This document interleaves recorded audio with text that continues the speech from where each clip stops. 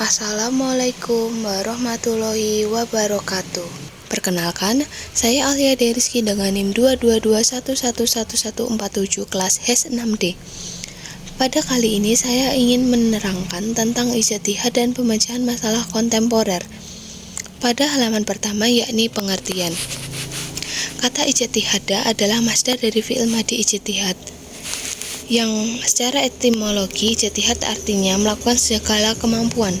Sedangkan kontemporer dalam KBBI artinya adalah pada waktu yang sama, semasa, sewaktu, pada masa kini dan dewasa ini. Kontemporer beranonim dengan klasik dan bersinonim dengan zaman now. Jadi, jika disimpulkan ijtihad kontemporer adalah ijtihad yang dilakukan zaman sekarang, yang bersifat praktis dan menggunakan penggalian dalil secara terperinci tentang masalah-masalah baru yang tidak ada di zaman fikih klasik. Kemudian penyebutan kontemporer pada fikih adalah sejak abad ke-19 sampai sekarang. Selanjutnya ada urgensi ijtihad kontemporer. Urgensi ijtihad kontemporer dalam rangka memecahkan masalah hukum kontemporer menjadikan ijtihad kontemporer harus dilakukan, walau syarat ketat untuk menjadi seorang mujtahid oleh para ulama tidak dipenuhi secara sempurna. Solusi dari hal tersebut adalah ijtihad jama'i, karena semakin kompleksnya masalah dan ketatnya konsentrasi pada sebuah disiplin ilmu ijtihad fardhi sangat rawan akan kekeliruan.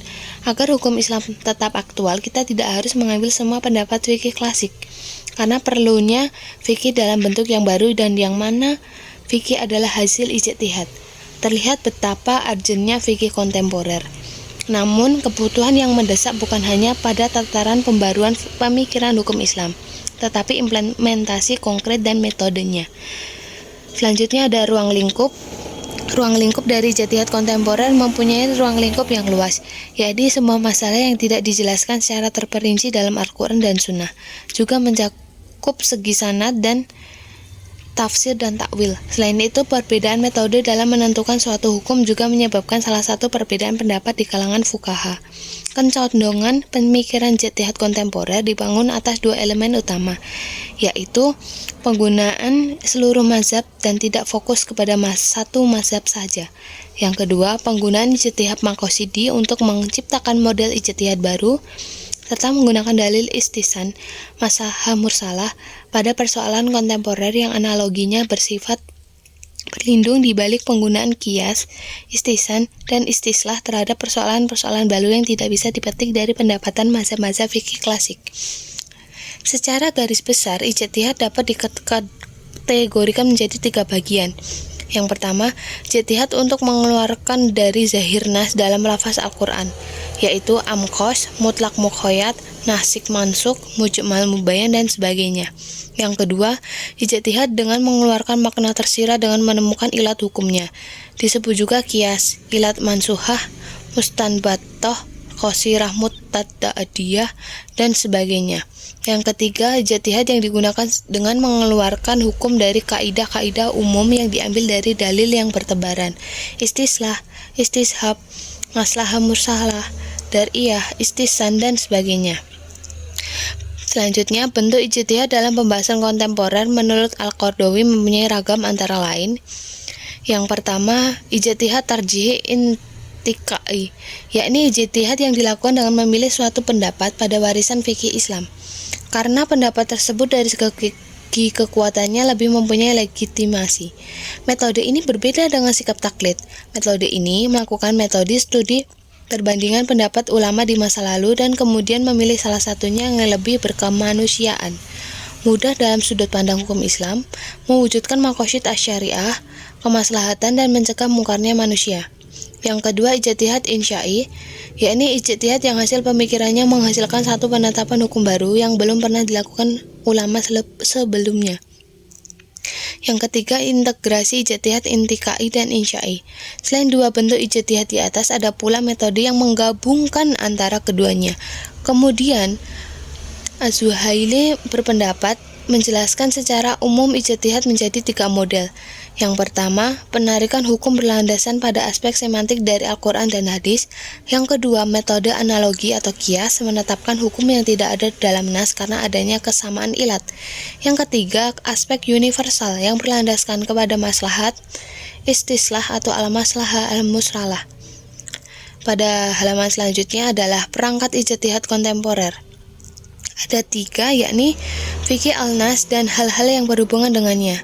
Ini bermaksud adalah ketika seorang mujtahid ketika berijtihad adalah mencari landasan dalil-dalil hukum yang terdapat dalam Al-Quran dan hadis. Yang kedua adalah fikih al-waqi, yang mencakup kondisi geografi, kondisi sosial, dan kondisi psikolog sekitarnya. Yang ketiga, ijtihad jama'i. Selama keadaan tidak darurat, ijtihad kontemporer harus mutlak melewati proses ini. Yang selanjutnya adalah pemecahan masalah fikih kontemporer. Di antara langkah konkret dalam memecahkan masalah-masalah kontemporer adalah metode lintas mazhab, yakni perbandingan mazhab.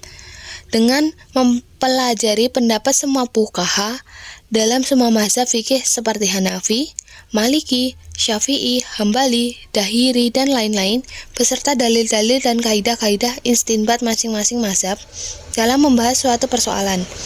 Kemudian, setelah itu dibandingkan antara satu pendapat dengan pendapat lain, untuk kemudian dipilih salah satu pendapat yang lebih benar, karena didukung oleh dalil terkuat atau dengan mengetengahkan pendapat baru yang dapat digali dari Al-Quran dan Sunnah, melalui metode kajian usuli, kaidah istinbat, maqasid syariah, dan ilmu-ilmu bantu lainnya, secara objektif.